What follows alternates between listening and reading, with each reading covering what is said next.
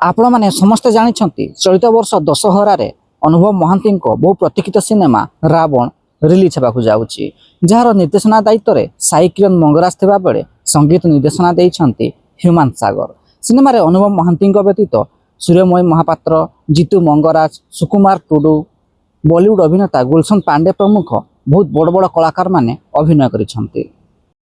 तेबे निकटरे एही सिनेमार shooting Ramoji film city रे जोरदार चलीथिला। तेबे वर्तमान एही सिनेमार शूटिंग को नहीं एक बड़ खबर सामना को आसीची।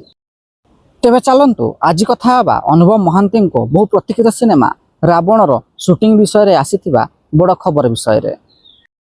प्राय 5 मास तळु अनुभव महांती रावण सिनेमार शूटिंग आरंभ होइथिला। अवश्य एहा मझिरे अनुभव महांती किछि दिन पई छकी सुनर शूटिंग मध्य करिथिले।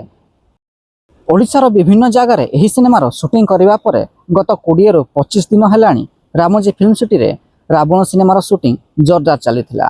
तेबे एही सिनेमार शूटिंग को नहीं एही सिनेमार अभिनय करुथिबा अभिनेता जीतू मंगराज सोशल मीडिया रे पोस्ट करिसेंती जे फाइनाली रावण सिनेमार शूटिंग सरी जाइछि।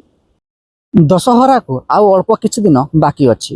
तेबे देखा बाकी रहिला रावण सिनेमार प्रमोशन केबे आरंभ हेबाकु जाउछि। रावण सिनेमार किछिटा पोस्टर सहित केवल एही सिनेमार टीजर टी रजरे थिएटर रे रिलीज करा जाइथिला। तेबे अनुभव महांती बहु प्रतीक्षित सिनेमा रावण को नहीं आपण केते एक्साइटेड अछंती कमेंट बॉक्स रे निश्चिंत जणांतु। वीडियो पसंद आस्तिले लाइक शेयर एवं चैनल टी को सब्सक्राइब करियाकु जमा भूलिबेनी।